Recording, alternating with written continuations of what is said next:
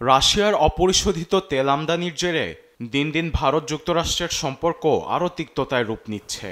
প্রধানমন্ত্রী নরেন্দ্র মোদীকে তেল ক্রয় বন্ধে হুমকি দিয়ে আসছেন ডোনাল্ড ট্রাম্প। তবে এবার জ্বালানি তেল প্রসঙ্গে মোদীকে 24 ঘন্টার সময় বেঁধে দেন মার্কিন প্রেসিডেন্ট। মঙ্গলবার সংবাদ মাধ্যম সিএনবিসি নিউজকে দেয়া সাক্ষাৎকারে তিনি জানান, ভারত থেকে আমদানি করা পণ্যের ওপর পাল্টা শুল্ক উল্লেখযোগ্য পরিমাণে বাড়বে।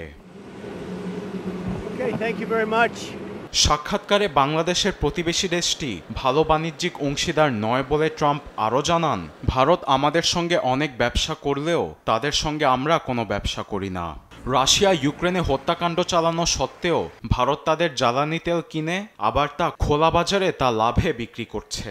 এই কারণেই আরোপিত 25% শুল্ক উল্লেখযোগ্য হারে বৃদ্ধির কথা জানান মার্কিন প্রেসিডেন্ট।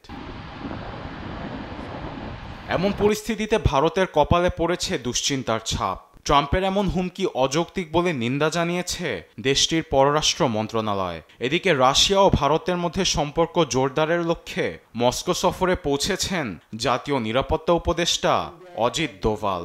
চলতি মাসে দেশটির পররাষ্ট্রমন্ত্রী এস জয়শঙ্করও মস্কো যাবেন বলে নিশ্চিত করেছে মোদি প্রশাসন।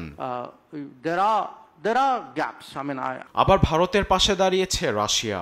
যুক্তরাষ্ট্র কর্তৃক ভারতের উপর রুশ জ্বালানি তেল ক্রয় বন্ধের বাণিজ্যিক চাপ অবৈধ বলে জানিয়েছেন ক্রেমলিনের মুখপাত্র দিমিত্রি পেসকভ। তিনি আরও বলেন, সার্বভৌমত্ব দেশগুলোর নিজেদের বাণিজ্যিক অংশীদার ও অর্থনৈতিক সহযোগীদের বেছে নেওয়ার অধিকার রয়েছে। ভারত আগেই বলেছে, জাতীয় নিরাপত্তার স্বার্থে রাশিয়া থেকে জ্বালানি তেল আমদানি বন্ধ হবে না। ট্রাম্পের হুমকির পর দুদেশের কূটনৈতিক সম্পর্কের পারদ ঠেকেছে তলানিতে। আরবিদ আফসার, নিউজ ডেস্ক, দেশ টিভি।